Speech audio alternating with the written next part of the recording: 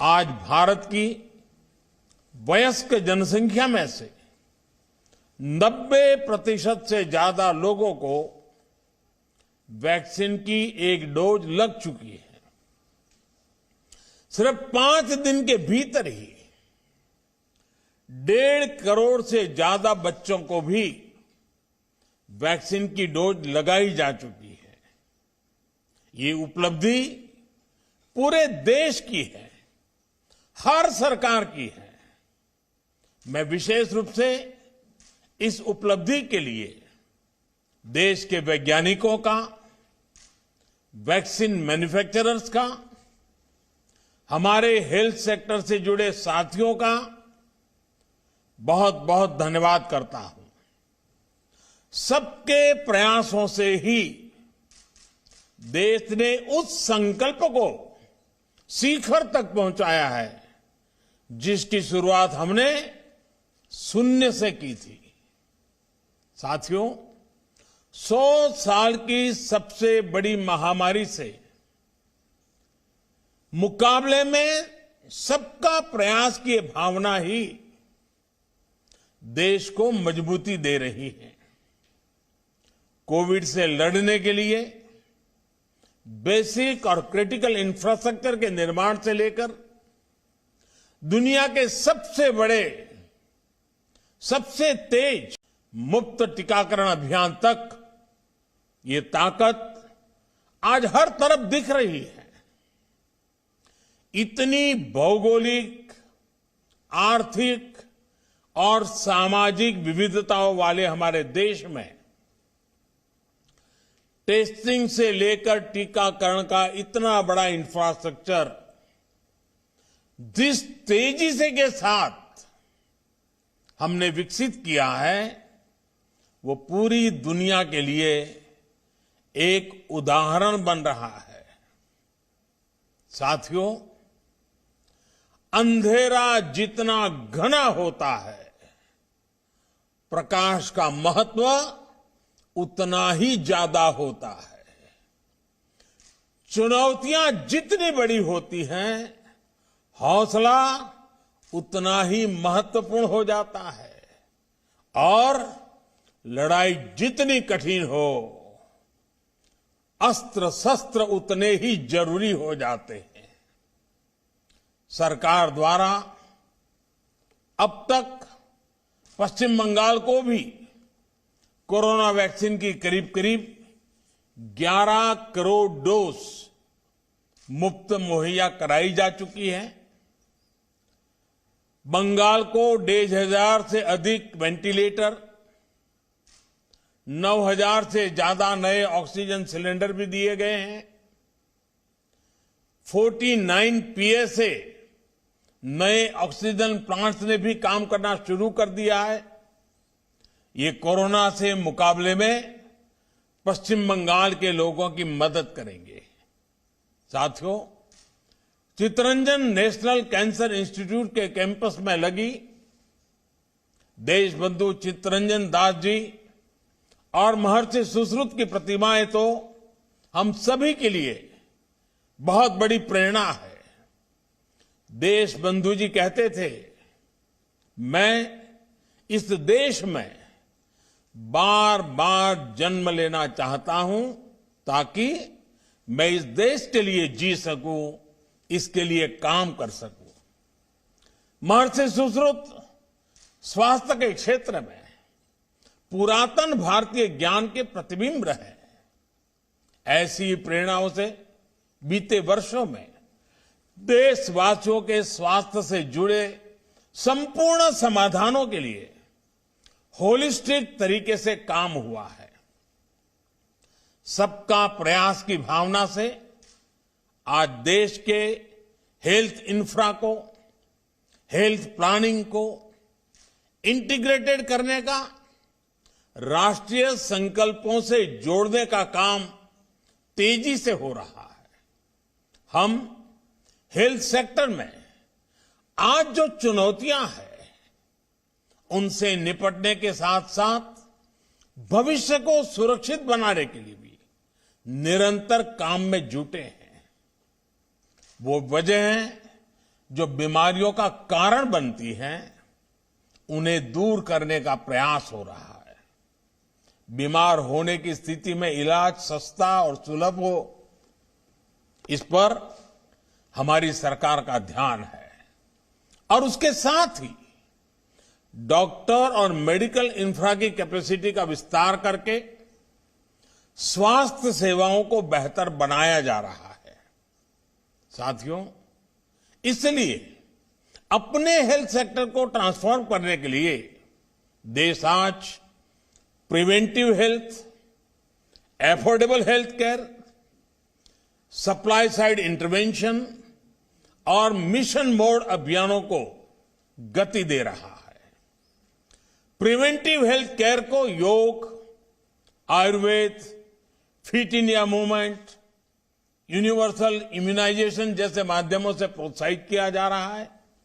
स्वच्छ भारत मिशन और हर घर जल जैसी राष्ट्रीय योजनाओं से गांव और गरीब परिवारों को अनेक बीमारियों से बचाने में मदद मिल रही है। आर्सेनिक और दूसरे चरणों से जो पानी प्रदूषित होता है, देश के अनेक राज्यों में कैंसर का भी एक बड़ा कारण है। हर घर जल अभियान के इसके द्वारा इस समस्या के समाधान में बहुत मदद मिल रही है। साथियों, लंबे समय तक हमारे यहां गरीब और निम्न मध्यम वर्ग स्वास्थ्य सुविधाओं से इसलिए वंचित रहे क्योंकि या तो इलाज सुलभ ही नहीं था या बहुत महंगा था। गरीब अगर गंभीर बीमारी से ग्रसित होता था तो उसके पास दो ही विकल्प थे, या तो वो कर्ज ले, अपना घर या जमीन बेचे, या फिर इलाज का विचार ही टाल दे। कैंसर की बीमारी तो ऐसी है जिसका नाम सुनते ही गरीब और मध्यम वर्ग हिम्मत हारने लगता है। गरीब को इसी कुचक्र, इसी चिंता से बाहर निकालने के लिए देश सस्ते और सुलभ के लिए निरंतर कदम उठा रहा है। बीते सालों में कैंसर के इलाज के लिए जरूरी दवाओं की कीमत में काफी कमी की गई है। अभी मनसुख भाई इसका विस्तार से बता भी रहे थे। पश्चिम बंगाल सहित पूरे देश में जो 8,000 से ज्यादा जन औषधि केंद्र स्थापित किए गए हैं, उनमें बहुत सस्ते दाम पर दवाइयां और सर्जिकल सामान दिए जा रहे हैं। इन स्टोर्स पर कैंसर की भी 50 से अधिक दवाइयां बहुत कम कीमत पर उपलब्ध है। कैंसर की सस्ती दवाओं को उपलब्ध कराने के लिए विशेष अमृत स्टोर भी देश भर में चल रहे हैं। सरकार का यही सेवा भाव, यही संवेदनशीलता गरीबों को सस्ता इलाज सुनिश्चित करने में मदद कर रहा है। सरकार ने 500 से ज्यादा दवाइयों की जो कीमत नियंत्रित की है, वो भी मरीजों के हर साल 3,000 करोड़ रुपए से भी ज्यादा रकम बचा रही है। नागरिकों के पैसे बच रहे हैं। कोरोनरी स्टेंट्स की कीमत तो फिक्स किए जाने की वजह से हार्ट के मरीजों के हर साल 4,500 करोड़ रुपए से ज्यादा बच रहे हैं। सरकार ने नी इम्प्लांट्स की कीमत कम करने का जो निर्णय किया, उसका विशेष लाभ हमारे सीनियर सिटीजन्स को, हमारे बुजुर्ग माताओं बहनों को, पुरुषों को उसका लाभ हुआ है। इस वजह से बुजुर्ग मरीजों से 1,500 करोड़ रुपया हर वर्ष बच रहे हैं। सरकार जो प्रधानमंत्री नेशनल डायलिसिस प्रोग्राम चला रही है, उसकी मदद से 12 लाख गरीब मरीजों को मुफ्त डायलिसिस की सुविधा मिली है। इससे भी उनके 520 करोड़ रुपए से भी ज्यादा रकम उनकी बचत हुई है।